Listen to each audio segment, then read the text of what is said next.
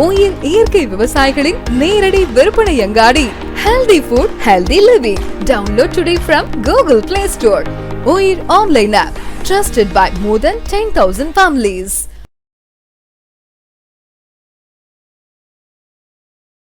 Campaign 8 மாதத்துக்கு முன்னாலே start ஆகிடுச்சு. கூட்டணின்னு இவர் சொல்கிறாரு, ஆனால் யாரும் செவி மடுக்கிறதா தெரில. பார்லிமெண்ட் எலெக்ஷனில் இப்படி தான் சொன்னார், மெகா கூட்டணி அமையினார். கடைசியில் தேமுதிக மட்டும்தான் அவர்கிட்ட போச்சு. பாமக கூட அவங்கள விட்டு வெளியில் போயிடுச்சு. இன்றைக்கி அவர் நிலைமை என்னென்னா, வாங்கன்னு கைகூப்பி அழைக்கிற. 8 மாதம் கிடக்குது எலெக்ஷனு. இவர் சொன்ன உடனே அடுத்த நாளே இல்லைன்றாங்க. அடுத்த நாள் இல்லை, அன்றைக்கே சொல்கிறாங்க. இப்போ இன்றைக்கி இண்டு பேப்பரில் வந்ததுன்னா நாளைக்கு ரியாக்ட் பண்ணுவாங்க. இன்றைக்கி காலைல 6 மணிக்கு எல்லோரும் பார்த்துருப்பாங்க. இப்போ 12 மணிக்கு சீமான் ரியாக்ட் பண்ணுறாருன்னா 6 மணி நேரத்தில் ரியாக்ட் பண்ணுறாருன்னா என்ன அர்த்தம்? அவ்வளோ அவசரப்பட்டு அந்த ஒரு அழைப்பை நிராகரிக்க வேண்டிய அவசியம் சீமானுக்கு என்ன வந்தது? இதை மூக்காமுத்து மறைவுக்கு பிறகு ஸ்டாலினை போய் பார்த்தார்ல, 20% ஓட்டை வச்சு நீங்கள் ஜெயிக்க போகிறது கிடையாது, நான் எதுக்கு உங்கள்கிட்ட அடி பண்ணிக்கணும், ஹார்டாக பார்கெயின் பண்ணுறாங்க விஜய்க்கு கட்சி. சீமானை பொறுத்த வரைக்கும் அது அவர் திமுக தலைவரை பார்த்துட்டு வந்த பிறகு அவருடைய நிலைப்பாட்டில் நமக்கு ஐயப்பாடு கண்டிப்பாக எழுவது இயல்பு. இது பழைய சீமான் கிடையாது. இந்த தேர்தலில் அவங்க எங்கேயுமே எப்பயுமே பிஜேபியோட கூட்டணி இல்லைன்னு சொல்லிட்டு 2 மாதத்தில் போய் அமித்ஷா பக்கத்தில் உட்காந்திங்கல்ல. அப்போ என்ன நடந்தாலும் சிறுபான்மையின மக்களை பொறுத்த வரைக்கும் திமுகவே பெட்டர்ன்ற எண்ணம் போயிடும்ல அவங்களுக்கு. யார் வருவா எடப்பாடியை நம்பி சொல்லுங்க? கூட்டணி அமைஞ்ச பிறகு தன்னோட மாநில கட்சியை அவன் தான் சீனியர் பார்ட்னர் பலவீனப்படுத்துகிற வேலையில் இறங்குவானா? இதுக்கு மேற்கொண்டு உங்களுக்கு இதில் என்ன விளக்க உரை தேவைப்படுது? குழம்பு சரிவாக தேவை இதுக்கு. கண்ணு முன்னால் இருக்க விஷயத்தை பார்த்தாலே, அண்ணாமலையோட செயற்பாடுகளையும் அமித்ஷாவோட பேட்டிகளையும் பார்த்தாலே அவங்க ஏடிஎம்கேவை அழிக்கணும்னு தான் விரும்புகிறாங்க. திமுக வந்தால் வந்துட்டு போட்டோம். பிஜேபியோட போய் சேர்ந்து ஹராக்கிறீங்க. கன்னட ஹிந்தியில் ஒரு வார்த்தை உண்டு. ரெட்ரோலுக்ஸ் நெஞ்சங்களுக்கு வணக்கம். நான் உங்கள் கார்த்திக். இன்றைய நேர்காணலில் நம்முடைய இணைந்திருப்பவர் மூத்த பத்திரிகையாளர் திரு மணி அவர்கள். வணக்கம் சார். சார் வணக்கம். சார், எடப்பாடி பழனிசாமி அவர்கள் இந்த தேர்தல், இந்த பிரச்சார பயணம் இதெல்லாம் நம்ம தொடர்ந்து பார்த்துக்கிட்டு இருக்கோம். அதன் வெளிப்பாடாக இன்னைக்கு ஒரு ஆங்கில நாளிதழுக்கு கொடுத்த பேட்டியில் திமுகவுடைய எதிரிகள் எல்லாரும் ஒன்று சேரணும் அப்படின்றத வலியுறுத்தியிருக்கார். குறிப்பாக தாவேகா தலைவர் விஜய், நாம் தமிழர் சீமான் இவங்களுக்கெல்லாம் அழைப்பு விடுத்திருக்கார், கூட்டணிக்கு வாங்க அப்படின்னு சொல்லி ஒரு அழைப்பை விடுத்திருக்கிறார். தொடர்ந்து இந்த வலியுறுத்தல்ன்றது இருந்துக்கிட்டே இருக்குது. அதுவும் இல்லாமல் தந்தி டிவிக்கு அவர் கொடுத்த அந்த பிரத்யேகமான ஒரு பேட்டியில் இன்னும் வரலை, முழுமையாக இன்னும் வரலை. அதில் போடப்பட்ட சில காட்சிகள் பார்க்கும்போது காலம் கனியும், கூட்டணி அமையும் அப்படின்னு சொல்லியிருக்காரு. சூசகமாக தான் சொல்கிறாரு. எல்லாருக்குமே நாங்கள் கூட்டணி அழைப்பை விடுத்திருக்கோம், அது விஜயாக இருக்கட்டும் சீமானாக இருக்கட்டும், எல்லாருக்குமே நாங்கள் கூட்டணி அழைப்பை விடுத்திருக்கோம் அப்படின்றத சொல்கிறாரு. பிரம்மாண்டமான கட்சி கண்டிப்பாக வரும் அப்படின்னு சொல்லி சில தினங்களுக்கு முன்பு சொன்னதை நம்ம பார்த்தோம். என்ன புரிஞ்சிக்க வேண்டியிருக்கு? இது வழக்கமாக எப்பவும் தேர்தலுக்கு முன்னாடி சில மாதங்களுக்கு முன்பாக நடக்கும். இப்போ ஒரு 8 மாதத்திற்கு முன்பாக இந்த ஜுரம் தொடங்கியிருக்குன்றத எப்படி புரிஞ்சுக்கணும்? ஆமாம், கேம்பெயின் 8 மாதத்துக்கு முன்னாலே ஸ்டார்ட் ஆகிடுச்சு. கூட்டணின்னு இவர் சொல்கிறாரு, ஆனால் யாரும் செவி மடுக்கிறதா தெரில. பார்லிமெண்ட் எலெக்ஷனில் இப்படி தான் சொன்னார், மெகா கூட்டணி அமையினார். கடைசியில் தேமுதிக மட்டும்தான் அவர்கிட்ட போச்சு. பாமக கூட அவங்கள விட்டு வெளியில் போயிடுச்சு. இன்றைக்கி அவர் நிலைமை என்னென்னா, கடைவரித்தேன் கொள்வார் இல்லைன்னுவாங்க. அதுதான் ஒரு எடப்பாடியோட நிலைமை. பரிதாபத்துக்குரிய நிலை தான் இது. இன்றைக்கி காலையில் 2 பேரும் ரியாக்ட் பண்ணிட்டாங்க, சீமானுக்கும் அருண்ராஜும். விஜய் கட்சியில் இருக்கக்கூடிய அந்த கொள்கை பரப்பு செயலாளர் அவர் அருண்ராஜ், சீமான் அவரே 2 பேர் ரியாக்ட் பண்ணி காலையில் இந்த ஹிந்து ஆங்கில நாளிதழுக்கு எடப்பாடி கொடுத்த பெரிய பேட்டி. 2 பேருக்கும் அழைப்பு கொடுக்குறேன்னாரு. 2 பேர் நிராகரிச்சிட்டாங்க. அது வழக்கமாக இந்த மாதிரி அழைப்பு விடுத்தால் பதில் சொல்ல மாட்டாங்க, அமைதியாக இருப்பாங்க. லைட்னிங் ஸ்பீடில் 2 பேர் நிராகரிக்கிறார். விஜய் கட்சியிலேருந்து நிராகரிப்பு வருது, சீமான் உடனே நிராகரிக்கிறார். சீமான் சமீபத்தில் முதலமைச்சர் மு.க. ஸ்டாலினை போய் சந்தித்து அவருடைய முதலமைச்சருடைய சகோதரர் மூக்காமுத்து மரணத்துக்கு இரங்கல் தெரிவித்து நேரில் துக்கம் விசாரித்தப்பயே சந்தேகம் வலுப்பெற்றது. அது வெறும் துக்கம் விசாரிக்கிற தனிமனித கண்ணியம் சார்ந்த விஷயம் மட்டும் கிடையாது, அதுக்கு மேலே அதில் அரசியல் இருக்குன்றது எல்லாருமே புரிஞ்சுக்கிட்டாங்க. பொது வாழ்க்கையில் இந்த மாதிரியான சம்பவங்கள் அரசியல் சார்ந்த, அரசியல் இல்லாமல்லாம் அது இருக்காது. அதனால் இது அரசியலை தவிர்த்துட்டு பார்ப்பது ஒன்றும் விஷயம் தெரியாதவங்களா இருக்கணும், இல்லை தெரிஞ்சவங்க உள்நோக்கத்துடன் பேசுகிறவங்க. பல சம்பவங்கள் கல்யாணங்கள்லையும் இந்த மாதிரி துக்க இடத்துல தான் வரும், நடக்கும். பேசாத பேச்செல்லாம் பேசிட்டு, கலைஞரை பற்றி பேசாத பேச்செல்லாம் பேசிட்டு, எந்த எல்லைக்கும் போய் பேசிட்டு இன்றைக்கி போய் துக்கம் விசாரிக்கிறது அவங்க கட்சிக்குள்ளேயே. இன்றைக்கி நாம் தமிழருக்குள்ளேயும் தமிழ் தேசியத்தை பேசக்கூடிய அவங்க 2 நாளாக அவங்களோட சோஷியல் மீடியா போஸ்ட்டை பார்த்தாலே அவங்களே அதை ரசிக்கலை, அதை அங்கீகரிக்கலன்னு தெரியுது. சீமான் அவர்களுடைய அந்த செய்கை திமுக தலைமையுடன் ஏதோ ஒரு காரணத்துக்காக அவர் முதலமைச்சருடன் நட்பு பாராட்ட விரும்புகிறார். அது என்னன்றது நமக்கு தெரியல. நம்ம சந்தேகம் கற்பிக்கல, உள்நோக்கம் கற்பிக்கல. ஆனால் இது வெறும் சம்பிரதாய முறையிலான தனிமனித கண்ணியம் சார்ந்த நிகழ்ச்சின்னு நம்ம பார்க்கக்கூடாது. இதில் ஏதோ சில அரசியல் இருக்க தான் செய்யுது. இன்றைக்கு காலையில் பேட்டி வருது, 6 மணி நேரத்தில் 2 பேர்கிட்ட இருந்தும் மறுப்பு வருதுன்னா அப்போ புரிஞ்சுக்கலாம் இவங்க திமுக அண்ணா திமுகவோட போகிறதுல இவங்க 2 பேருக்கும் சுத்தமாக ஆர்வம் இல்லைன்னு. இல்லை டூ இயர்லின்றதுனால கூட அப்படி அமைதியாக இருக்க வேண்டியதானே, எதுக்கு நீ சொல்கிற? வழக்கமாக இந்த மாதிரி அழைப்பு வரும்போது சைலண்ட்டாக இருப்பாங்க. 4 பேர் போய் மைக்க போடும்போது எலெக்ஷன் வரும்போது பார்த்துக்கலான்ட்டு அப்படி தொங்கல்லே தான் விடுவாங்க. ஏதாவது எந்த ஆப்ஷனையுமே எதிர்கட்சிகள் வந்து சின்ன கட்சிகள் வந்து பெரிய எதிர்கட்சிகிட்டேருந்து வர வாய்ப்பை வந்து எடுத்த எடுப்புலேயே ரிஜெக்ட் பண்ண மாட்டாங்க. இவங்க தொடர்ந்து அதை செய்கிறாங்க அப்படின்னா இவங்களுக்கு வேறு அஜெண்டா ஏதோ இருக்குது.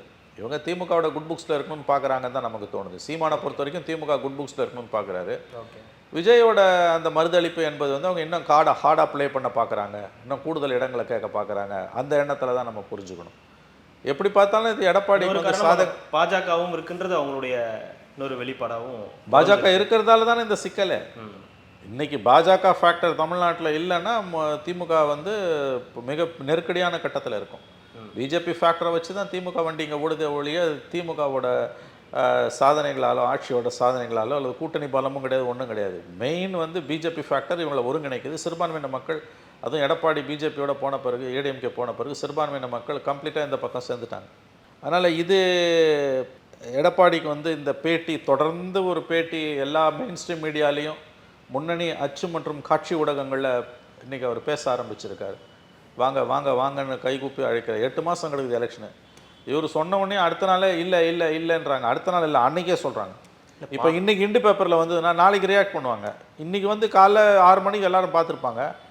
இப்போ 12 மணிக்கு சீமான் ரியாக்ட் பண்ணுறாருன்னா 6 மணி நேரத்தில் ரியாக்ட் பண்ணுறாருன்னா என்ன அர்த்தம்? அவ்வளோ அவசரப்பட்டு அந்த ஒரு அழைப்பை நிராகரிக்க வேண்டிய அவசியம் சீமானுக்கு என்ன வந்தது? இதை வந்து மூகாமுத்து மறைவுக்கு பிறகு ஸ்டாலினை போய் பார்த்தார்ல, அதோட பொருத்தி தான் நம்ம பார்க்க முடியும். ஏதோ ஒரு விதத்தில் திமுகவோட நற்சான்றிதழ் பட்டியல் குட் புக்ஸ்னுவாங்க, அதில் இருக்க தான் சீமான் விரும்புகிறார். அது என்ன காரணம் நமக்கு தெரியாது. ஓகே, இவ்வளோ அவசரமாக இதை நிராகரிக்க வேண்டிய அவசியம் உங்களுக்கு என்ன வந்தது? இல்லை, அவர் பொதுவாகவே தனியாக தான் நிற்க போகிறேன் அப்படின்ற ஒரு இதில் தானே இருக்காரு. அது கரெக்டுங்க. ஆனால் இந்த மாதிரி வரும்போது என்ன பண்ணுவாங்க, ஒரு நாள் பொறுத்து சொல்லுவாங்க. இவர் உடனே சொல்கிறாரு. இதை வந்து நான் என்ன சொல்கிறேன், முதலமைச்சரை பார்க்காம இருந்து நீ சொல்லியிருந்தீங்கன்னா அது ஓகே. ஆமாங்க, அவர் யாரோடையும் போக மாட்டாருங்க, தனியாக நின்று தன்மானம் காத்து டெபாசிட் இழந்து மறுபடியும் அடுத்த தேர்தல் தோல்விக்கு தங்களை அவர்கள் தயார்படுத்திக் கொள்வார்கள் அப்படின்னு நம்ம சொல்லிடலாம். 6வது தோல்விங்க, 5வது 2 பார்லிமெண்ட்டு 2 அசம்பிளி, 6th எலெக்ஷன் அவங்க நிற்கிறாங்க. இப்போ 6 எலெக்ஷனில் தோத்தினா அதுக்கப்புறம் என்ன ஆகுது கட்சி? சரி, எனவே அது அவங்க பிரச்சனை, நம்ம கவலைப்பட முடியாது.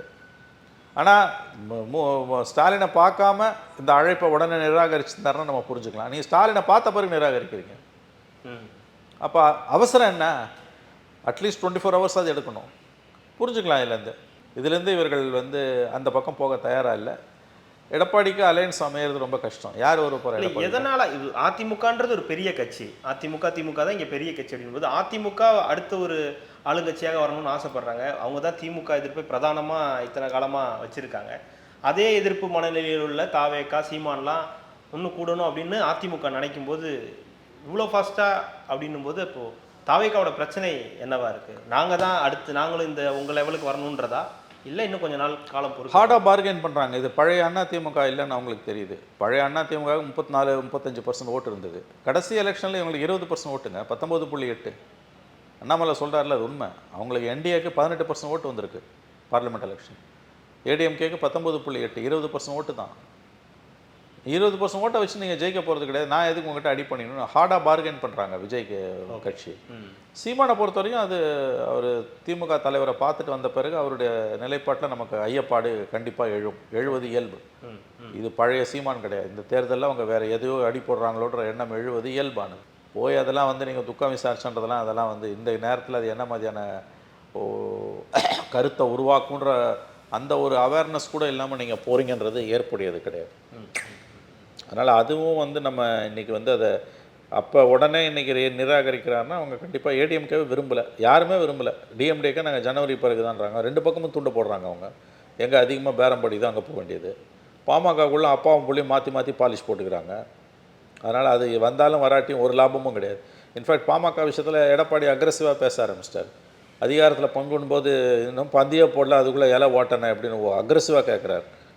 ஸோ ஒரு கட்டத்தில் தனியாகவே மீறி போனாலும் போய் தான் ஆவாங்கன்னு நினைக்கிறேன். இல்லை பாஜகவே இப்போ அப்படிதானே டீல் பண்ணுறாருன்ற ஒரு இடத்துக்கு. பாஜகவை அப்படி டீல் பண்ணலங்க, அது சும்மா கதை. அது அமித்ஷா பேசுகிறத தடுக்க முடியலன்னா அப்புறம் இவர் என்ன தலைவர்? இவர் நீங்கள் சொல்ல அமித்ஷா அப்படி தான் பேசுவாருன்னா அப்புறம் என்ன அர்த்தம் உங்களுக்கு? அது நீங்கள் தானே பிரதான கட்சி. நீங்கள் இல்லைன்னா பிஜேபியால் ஒரு கவுன்சிலர்ஸ்கிட்ட கூட தமிழ்நாட்டில் ஜெயிக்க முடியாது. அப்போ இந்த அளவுக்கு உங்களை அவங்க அசிங்கப்படுத்துறாங்கன்னா நீங்கள் எப்படி அதை அலோவ் பண்ணுறீங்க? இல்லை இப்போ அது பேசுனதுக்கான ரீசன் என்னென்னு பார்க்குறீங்க? எது இப்போ சொல்லி ஏமாளிகள் இல்லை பாஜக. ஏன்னா அதிகமாக அவங்க அமித்ஷாவோட 3வது பேட்டிக்கு பிறகு பிஜேபி உங்களை சாப்பிட ஆரம்பிக்குதுன்னு தெரிஞ்சிடுச்சு. கண்டிப்பாக அவங்க அலையன்ஸில், ஏன்னா அண்ணாமலை வேறு டெய்லி இப்போ பேச ஆரம்பிச்சிட்டாரு. ஆமாம், நான் ஒன்றும் ஏமாளி இல்லைன்னா அடுத்த நாள் பதில் வருதில்ல அண்ணாமலை கிட்டது, நாங்களும் ஒன்றும் ஏமாளி இல்லைன்றார்ல. நயனார் நாகேந்திரன் அமைதியாக இருக்கார், அண்ணாமலை பேசுகிறார்ல, நாங்களும் ஒன்றும் ஏமாளி இல்லைன்னும் போது சரி அவங்க பதில் கொடுக்க தயாராகிட்டாங்க. அப்போ இந்த கட்டத்தில் உங்களுக்கு இப்போ பேசி தான் ஆகணும். ஏன்னா தினம் பாலிஷ் போடுறாங்க ஏடிஎம்கே. இந்த விஷயம் கிளியர் கட் ஆயிடுச்சு இல்லையா? இந்த கூட்டணி உருவாகணும்னா அண்ணாமலை வெளியே போகணுன்றது இப்போ கிளியர் கட். வெளியில் போனாருன்னா அவர் என்னங்க கட்சி பதவியிலேருந்து நீக்கினாங்களே ஒழிய அவர் உள்ளே தான் இருக்கார், எல்லா எம்சியும் கொடுத்துட்டு தான் இருக்கார் உங்களுக்கு. அவர் ஒன்றுமே பண்ண அண்ணாமலை மட்டும் தேர்தல் வரைக்கும் இருந்து பிஜேபியில் இருந்து ஏடிஎம்கே பிஜேபிக்காக பேசினார்னா திமுக வெற்றியை யாராலையும் தடுக்க முடியாது. ஜெய் ஜெய் ஜெய் ஜெய் ஜெயன்னு திமுக ஜெயிக்கும். ஒதுங்கி நிற்கிற மாதிரி அண்ணாமலை இப்போ பேசுகிற மாதிரி தொடர்ந்து பேசினார்னா திமுக கூட்டணி 200 சீட் அடிக்கும். 200 சீட் அடிக்கும், எழுதி வைத்துக் கொள்ளுங்கள். இல்லை இந்த இதனுடைய வெளிப்பாடு என்னவா இருக்குது? இப்போ தொடர்ந்து 3 முறை அமித்ஷா அவர்கள் இப்படி சொல்லிட்டாரு. ஆனாலும் எடப்பாடி அவர்கள் சொல்லும்போது ஏமாளிகள் இல்லை, நாங்கள் ஒன்றும் புழு கிடையாது, என்னை அவங்க கபலீகரம் பண்ணுறதுக்கு, என்னை போட்டு மெல்றதுக்கு கடிக்கிறதுக்கு நான் ஒன்றும் புழு கிடையாது அப்படின்னு சொல்கிறாருன்னா ஒரு பரவலான பேச்சு இருக்கு இல்லையா? ஒரு நவம்பர் டிசம்பர் வாக்கில் அவர் பாஜகவை கழட்டி விட்டுருவாரு. அதெல்லாம் அவ்வளோ ஈஸி இல்லைங்க. இவங்கெல்லாம் அப்படி பேசுகிறாங்க, அப்படி பண்ணிட முடியாது. அப்படி பண்ணாங்கன்ற அந்த ஒரு இது இல்லையா? அதில் இல்லைங்க, அது ஏடிஎம்கே உடைப்பாங்க. அதை இப்பயே பண்ணிட்டு போயிருக்கலாமே. அலையன்ஸ் வச்ச உடனே அப்படி நடந்ததுன்னா அப்பயும் ஒன்றும் பெரிய மரியாதை இருக்காது. இவங்களோட நம்பகத்தன்மை கேள்விக்குறியாக இருக்கும். அப்படி பண்ணுறது மூலமாக நீங்கள் எதை எதிர்பார்க்குறீங்க? உங்களை விட்டு போன சிறுபான்மையின மக்கள் வாக்குகள் திரும்ப வரணும்னு எதிர்பார்க்குறீங்க. நீங்கள் 11th ஹவரில் டிசம்பர் ஜனவரியில் அப்படி போனீங்கன்னா அதுவும் வராது. இவன் நாளைக்கு மறுபடியும் சேருவார் இவருன்ற எண்ணம் தான் வரும். அந்த உறுதியாக அந்த ஸ்டாண்ட் இருந்தால் அது இப்பயே இருந்துட்டு இருக்கலாமே. ஏப்ரலில் எதுக்கு போய் அவர் ப்ரெஷர் பண்ணார்னு போய் உட்காந்தீங்க? என்ன தலையை சீவிடுவாங்க, வர முடியாது. நீங்கள் அமித்ஷா வெயிட் பண்ணும்போது நீங்கள் ஒரு ப்ரெஸ் மீட்டை போட்டு சொல்லியிருக்க வேண்டியதானே, என்ன நடந்தாலும் பிஜேபியுடன் சேர மாட்டோன்னு. அன்றைக்கே நீங்கள் ஒரு ப்ரெஸ் மீட் அமித்ஷா சிட்டியில் இருக்கும்போது கொடுத்துருந்தீங்கன்னா தவிடுபடியாக இருக்கும்ல. இல்லை ப்ரெஸ் மீட் கூட கொடுக்க வேணாம், நீங்கள் கடந்து போயிருக்கலாம்ல. அது நீங்கள் ப்ரெஸ் மீட்டில் போய் உட்காந்து எல்லா அசிங்கத்தையும் சகிச்சுக்கிட்டு அடுத்த நாளே கூட்டணிக்கு நீங்கள் தான் தலைவர்னு அமித்ஷா சொல்கிறாரு. 4 நாள் பொறுத்து இல்லை அமைச்சரவையில் நாங்கள் இருப்போம்னு அவங்க சொல்லும்போது அன்னையிலேருந்தே உங்களுக்கு பிரச்சனை ஆரம்பிச்சிடுச்சு இல்லையா?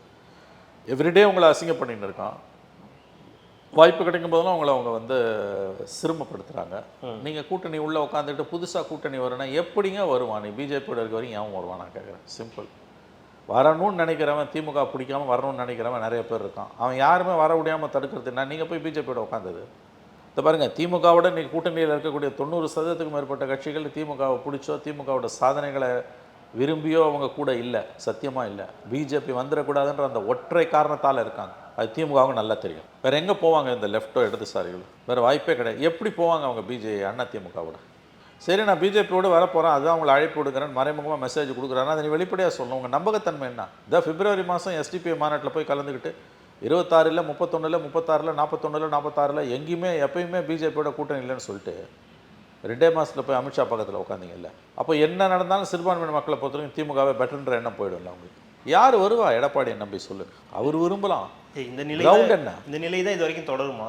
எண்டு வரைக்கும் இப்படி தான் தொடருமா? ஆமாங்க, மாற்றி அவங்க தெளிவாக பேசுகிறாங்க இல்லை உங்களுக்கு. கூட்டணி ஆட்சி தான், அப்புறம் லவ் ஜிகாத் முதற்கொண்டு அஜெண்டாவை தெளிவாக பேசுகிறாரு எடப்பாடியார், இவர் அமித்ஷா. எப்படி இந்த அலையன்ஸில்? அதை விட முக்கியம் கூட்டணி ஆட்சின்றது. நான் அதிகாரத்தில் இருப்பேன், கூட அதிகாரத்தை பகிர்ந்தினா உங்க கதை கந்தலிங்க.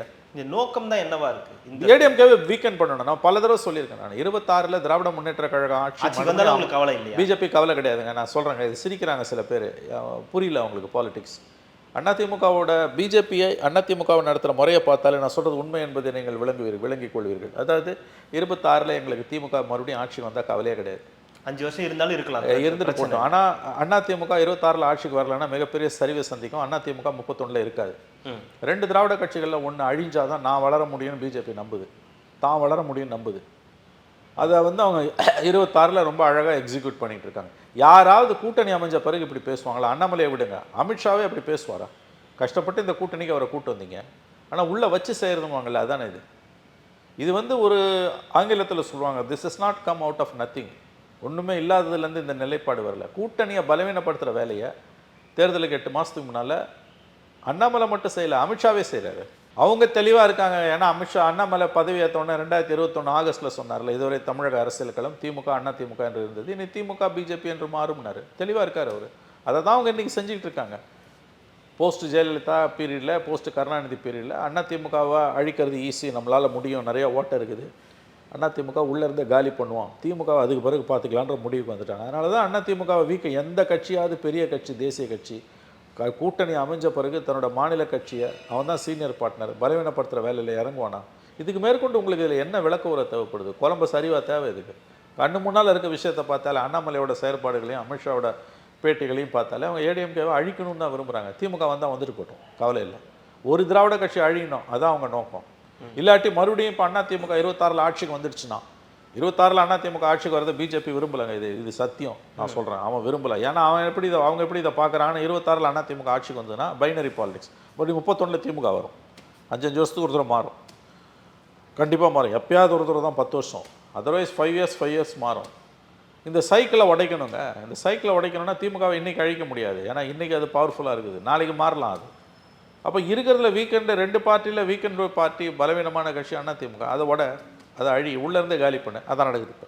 That is what happening. இல்லை அதை வந்து இவங்க யூஸ் பண்ணிக்க முடியுமா? பாஜக அதை யூஸ் பண்ணிக்க முடியுமா? யாராச்சு அதிமுக உடைச்சு அந்த இடத்துக்கு இவங்களால நகர முடியுமா?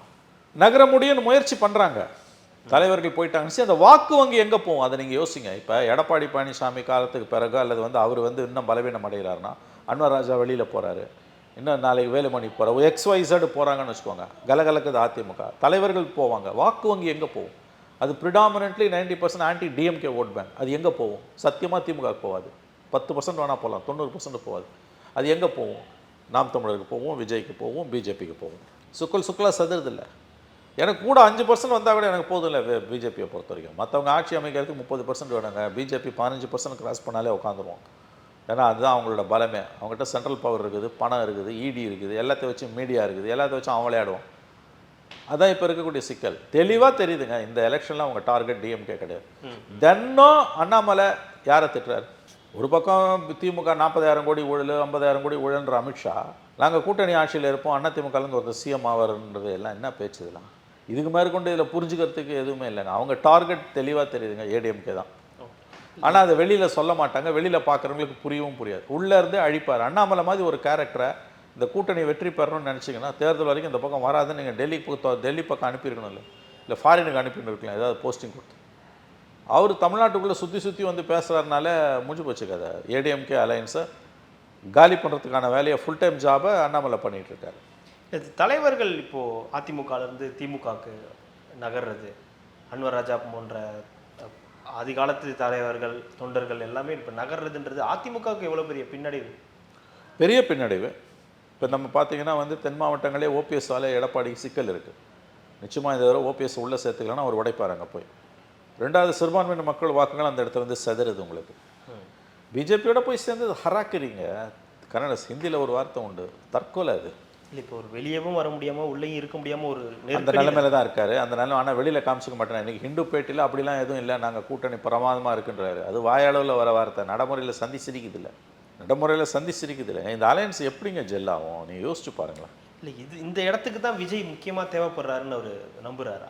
விஜயோ சீமான்? ஆனால் சீமானை விடுங்க, விஜயை நம்புறாரு. விஜய் வர முடியாது. விஜய் வரதை பிஜேபி அலோவ் பண்ணாது. பிஜேபி ஏடிஎம்கே அலையன்ஸ் வரது அப்படி போகுதுன்னா ஏடிஎம்கே 2ஆக உடைப்பாங்க, ரெட்டையிலேயே முடக்குவாங்க. இன்ன வரைக்கும் ரெட்டையில விஷயத்தில் ஈசி நடவடிக்கை எடுக்காமல் இருக்கான். ஈசி இன்றைக்கி முழுக்க பிஜேபியோட கைப்பாவையாக இருக்குது. அப்போ அதை துருப்பு சிட்டாக தானே அவங்க வச்சுருக்காங்க. அதனால் இது இவர் எத்தனை பேட்டி கொடுத்தாலும் இன்றைக்கி ஒரு பக்கம் வர ஆள் ரெடியாக இல்லைங்க. பாமக முதல் தேமுதிக வரைக்கும் யாருக்குமே போக மாட்டாங்க, ஜெல்லாக மாட்டாங்க. பாமக வேணால் அந்த பக்கம் போய் ஓட்டலாம், பிஜேபி பிராட் அலையன்ஸில். தேமுதிக போகாது. ஓகே, தேமுதிக இந்த பக்கம் எழுதிட்டாங்கன்றாங்க, திமுக பக்கம். ஓகே. அதனால் இது எடப்பாடியோட இந்த பாலிடிக்ஸ் இந்த டேக் ஆஃப் ஆகலை எனக்கு தெரிஞ்சு. அவர் கிட்டத்தட்ட ஒவ்வொரு நாளும் வெத்தலை பார்க்க வச்சு அழைக்கிறாரு. இல்லை, எதிர்பார்ப்புகள் அவருக்கு மக்கள் மத்தியில் இருக்குல்லையா? அவர் போகிற இடத்துல ஓரளவுக்கு அது இருக்குங்க. திமுக பிடிக்காதவன் வருவான், பாரம்பரிய ஏடிஎம்கே ஓட் பேங்க் வரும். பட் 120 சீட் வாங்கி ஆட்சி அமைக்கிற அளவுக்கு வருமானதான $1 மில்லியன் கொஸ்டின். அது அவ்வளோ ஈஸி இல்லை. இல்லை ஏன் கேட்குறேன்னா 2021 தேர்தலில் அவங்களால 10 வருஷம் ஆட்சிக்கு பிறகும் ஒரு 75 தொகுதி அவங்களால கூட்டணியோட ஜெயிக்க முடியுது அப்படின்னா இப்போ இருக்கிற நிலைமையில அது ரொம்ப கஷ்டம். அது ஜெல் ஆகலை அப்படின்றதுனாலே ஜெல் ஆகலை கார்த்தி. 19-21 கண்டினியூஷனாக இது இருந்திருந்ததுன்னா கூட ஒரு மாதிரி சமாளிச்சிருக்கோம். வெளியில் போயிட்டு மறுபடியும் உள்ளே வராங்க. ரெண்டாவது அப்போ இந்த அளவு ஏடிஎம்கேக்கு எதிராக 19லயோ அல்லது 21லயோ பிஜேபியில் யாருமே பேசலை. இப்போ தினம் ஒரு மந்திரி பேசுகிறான். அமித்ஷா பேசுகிறாரு, நட்டா பேசுகிறாரு, இங்கே நயனா நாகேந்திர பேசுகிறாரு, அண்ணாமலை அதிகமாக பேசுகிறாரு. இல்லை இந்த 8 மாதத்தில் இதெல்லாம் அவர் கண்ட்ரோல் பண்ணார்னா என்னென்ன வாய்ப்புகள் இருக்குது? யாருக்கு? ஒருவேளை கண்ட்ரோல் எடப்பாடி அவர்கள் நீங்கள் அமித்ஷா கிட்டே பேசி நீங்கள் இந்த வார்த்தைகளையே பயன்படுத்தாதீங்க அப்படின்னு ஒருவேளை கண்ட்ரோல் பண்ணால் நல்லாயிருக்கும். அலையன்ஸுக்கு ஒரு மாதிரி ஜெல் ஆகும். இன்றைக்கி வந்து திருந்திடுறாங்க அப்படின்னா கண்டிப்பாக அது ஓரளவுக்கு பலன் கொடுக்கும் அலையன்ஸ். ஆனால் யார் கண்ட்ரோல் பண்ணுறது? அண்ணாமலையை கண்ட்ரோலே நீங்கள் பண்ண முடியாது. அண்ணாமலையை வச்சுக்கிட்டு எலெக்ஷனை சந்திச்சிங்கன்னா எழுதி வைத்துக் கொள்ளுங்கள், திமுகவோட அமோக வெற்றிக்கு அண்ணாமலை வழிவகுப்பார். இல்லை இந்த கரகாட்டக்காரங்க நாதஸ் திருந்திட்டான் அப்படின்னு யார் சொன்னா? நாதர்ஸே சொன்னான்ற மாதிரி வாய்ப்பே கிடையாது. நாதஸே திருந்திட்டான்னு சொன்னால் கூட அது திருத்தத்துக்கு வாய்ப்பு இல்லை. அந்த கவர்மெண்ட் பண்ணி நாதஸே திருந்திட்டான், நாதஸே சொன்னான்னு வரல, அந்த கதை தான். அவர் அண்ணாமலை தெளிவாக ஒரு அஜெண்டாவோட இருக்காருங்க. இல்லை அது முழுக்க அண்ணாமலையே தமிழ்நாட்டிலேருந்து லிஃப்ட் தூக்கி வேறு எங்கேயாவது பொறுப்பு கொடுத்து தமிழ்நாடு பாலிடிக்ஸ் பற்றி பேசக்கூடாது 1 இயர்க்குன்னு கேக் ஆர்டர் போட்டாங்கன்னா தப்பிச்சாங்க. அதை அவங்க செய்ய மாட்டேன்றாங்க. அண்ணாமலை பேசும்போது இருக்க ஒரு ரிசப்ஷன் கவர்ச்சி நயனா நாகேந்திரன் பேசும்போது இல்லை மக்கள் மத்தியில் ஒரு ரிசப்ஷன் அண்ணாமலைக்கு தானேங்க இருக்குது. அண்ணாமலையை பிடிக்குதோ பிடிக்கலையோ, அண்ணாமலை நல்லவரோ கெட்டவரோ, அண்ணாமலை சொல்கிறது சரியோ தப்போ, அண்ணாமலை பேசும்போது மக்கள் மத்தியில் அவர் இருக்கக்கூடிய ஒரு ரிசப்ஷன் வேறு யார் வந்து பேசினாலும் 4 தலைவர்கள் பேசினாலும் இல்லையா? எச் ராஜாவாகட்டும், நயினாரா ஆகட்டும், பொன்னாரா ஆகட்டும், வானதி ஆகட்டும், இவங்க எல்லாரும் தமிழிசை, இவங்க 5 பேரும் பேசினாங்கன்னா கூட அண்ணாமலை பேசும்போது இருக்க கவர்ச்சி இல்லையா? அதில் பிடிக்குதோ பிடிக்கலையோ அண்ணாமலை கிட்ட ஒரு ஈர்ப்பு இருக்குல்ல. இந்த 4.5 வருஷத்தில் திமுக அரசாங்கத்துக்கு எதிராக ஒரு நெரேட்டிவை செட் பண்ணுறதுல எடப்பாடி தோத்துட்டாரு. மீடியா சுத்தமாக கொலாப்ஸ் ஆகிருக்குது. ஓரளவு வெற்றி பெற்றது அண்ணாமலை தானே. இல்லை ஒருத்தர் தான் இந்த கவர்மெண்ட்டுக்கு எதிரான ஒரு நெரேட்டிவை ஃபிக்ஸ் பண்ணார். அடுத்து எடுத்துகிட்டு போக முடியல அவரால். அவர் வெவ்வேறு காம்ப்ரமைஸுக்குள்ளே போகிறாரு, அளவு கடந்து போகிறாரு. ஆனால் இந்த ஸ்டாலின் கவர்மெண்ட்டுக்கு எதிராக ஒரு நெரேட்டிவை பில்டு பண்ணதில் நிச்சயமாக என்னால் சொல்ல முடியும், வேறு எந்த கட்சிக்கும் பிரதான எதிர்கட்சியான அதிமுகவுக்காக இருக்கட்டும், அது காங்கிரஸ்லாம் கூட்டணி கட்சி, வேறு யாருக்குமே அந்த செல்வாக்கு இல்லை. அவருக்கு இருக்குது, அண்ணாமலைக்கு இருக்குது. பட் அன்ஃபார்ச்சுனேட்லி அவரோட மற்ற வேலைகள் அவரை கீழே தள்ளுது. அவர் கொஞ்சம் அடக்கி வாசிச்சிருந்தாருன்னா ஏடிஎம்கேவை அட்டாக் பண்ணாமல் 24 எலெக்ஷனில் அட்டாக் பண்ணாமல் அலையன்ஸ் உடையாமல் இன்டாக்டாக எலெக்ஷன் வரைக்கும் கொஞ்சம் மௌனம் காத்திருந்தாருன்னா அந்த அலையன்ஸ் டெஃபினட்டாக 12-14 சீட் வரைக்கும் கூட போயிருக்கோம். அவர் அன்றைக்கும் உடைச்சார், இப்பயும் உடைக்கிறார். அவர் தனியாக போகணுன்னு விரும்புகிறாரோ என்னமோ தெரியல நமக்கு. பட் நீங்கள் பார்த்தீங்கன்னா பிஜேபிக்கு அண்ணாமலை வந்த பிறகு கிடைச்ச லிஃப்ட் அதுக்கு முன்னாலே கிடைக்கல, அதுக்கு பின்னாலேயும் கிடைக்கலையாங்க, இப்பயும் கிடைக்கலையாங்க. நயனா நாகேந்திரன் வந்து எங்கே பேசுகிறாரு மீடியாவில்? அண்ணாமலை பேசும்போது வரக்கூடிய அந்த ஒரு அட்ராக்ஷன் இருக்குல்ல, அது இல்லையா? இதனால் அண்ணாமலை வந்து அவர் பண்ணுறதெல்லாம் கரெக்டு அப்படியெல்லாம் நம்ம சொல்லலாம். பிஜேபி லீடர்ன்ற முறையில் அவரை எதிர்க்க வேண்டிய விதத்தில் ஏற்று தான் ஆகணும். ஏன்னா அவர் ஒரு பாய்சனஸ் அஜெண்டா, ஒரு விஷம் கொண்ட ஒரு அஜெண்டாவை தான் இன்றைக்கி தமிழ்நாட்டில் புகுத்துறாரு. ஆனால் அவர் பேசும்போது திருவாளர் பொதுஜன மத்தியில் இருக்கக்கூடிய ஒரு வரவேற்பு அந்த கட்சியில் வேறு யார் பேசினாலுமே இல்லையா? நல்லதை கெட்டதை தடால் புடால்னு பண்ணிகிட்டு இருந்தார்லங்க அவர். அது ஏன் மற்றவங்க யார் பேசுவோம்? இப்போ நயனாரை போட்டு 4 மாதம் ஆக போகுது, என்ன நயனார் பண்ணிட்டார் சொல்லுங்கள். இதுதான் பிஜேபியோட ப்ரெடிக்கமெண்ட். ஆனால் அவர் இந்த அலையன்ஸை ஒழிச்சிடுவார். ஏடிஎம்கே பிஜேபி அலையன்ஸை சர்வநாசம் பண்ணாமல் அண்ணாமலை ஓய மாட்டார். திமுக கொண்டு வந்து 2வது தடவை உட்கார வைக்கிறதுல உறுதியாக இருக்கார் அவர். ஓகே, அதெல்லாம் சந்தேகமே வேணாம். இல்லை அவர் பதவியிலேருந்து நீக்கிட்டா அந்த பவர் போயிடும், அந்த இதெல்லாம் போய்டும்னு ஒரு நம்பிக்கையில் இருந்தார் எடப்பாடி அவர்கள். இந்த பாஜகவுடைய தலைவர் பதவியிலிருந்து அவர் தன்னைத்தானே ஏமாற்றிக்கிறாருங்க. அண்ணாமலையை தூக்குனது மூலமாக தான் ஜெயிச்சிடலான்னு பார்க்குறாங்க. இல்லையா? அவர் எங்கேயும் போகலையா, சுற்றி இங்கே தான் வராரு. கவுண்ட் வச்சு சொல்கிறாரு எல்லாத்தையுமே, எத்தனை தூரம் நான் சொன்னேன் என்னன்னு. சில விஷயம் தெளிவாக தான் பேசுகிறாரு அவர். அதனால் இவங்களுக்கு போதாத நேரங்க இது. பிஜேபி ஏடிஎம்கே அலையன்ஸ் வந்து என்ன பண்ணுறதுன்னு தெரியாமல் விழிப்புதிங்க நிற்கிறாங்க. 2 தலைவர் தான் சொல்கிறார்ல, மாநில தலைவர் பதவியில் ஒன்றும் இல்லை, அது வெங்காயம் உரிக்க ஒன்று கரெக்டு தான். அது மற்றவங்களுக்குலாம் அண்ணா ஒரு 4 எம்எல்ஏனா அவங்க போகலாண்ணா, எனக்கு அதெல்லாம் வேணாண்ணா, அது மக்கள் மத்தியில் எடுப்படுது இல்லை. பிடிக்குதோ பிடிக்கலையோ அவர் பேசுகிறது எடுப்படுது கார்த்தி. அந்த ஒரு ட்ரெண்ட் செக்டராக இருக்கார் அவர். வந்து அந்த ஒரு நெரேட்டிவ் அவரால் பில்டு பண்ண முடியுது. அப்படி பார்த்தீங்கன்னா எடப்பாடி செய்ய வேண்டிய காரியத்தை, பிரதான எதிர்க்கட்சி செய்ய வேண்டிய காரியத்தை, மீடியா செய்ய வேண்டிய காரியத்தை மீடியாவும் செய்யலை, எடப்பாடியும் செய்யலை, அண்ணாமலை தான் செஞ்சார்னு என்னால் உறுதியாக சொல்ல முடியும். இந்த 4.5 வருஷத்தில் ஓரளவுக்காவது திமுக கவர்மெண்ட்டுக்கு எதிராக ஒரு சக்ஸஸ்ஃபுல் நேரேட்டிவை யாராலையாவது பில்டு பண்ண முடிஞ்சிருக்குன்னா அது அண்ணாமலையால் தான். ஆனால் கட்சியை விட்டு அவங்களே தூக்கிட்டாங்க நம்ம பேசுறதுக்கு என்ன. கண்டிப்பாக சார், தொடர்ந்து பேசலாம். மிக்க மகிழ்ச்சி. நன்றி நன்றி.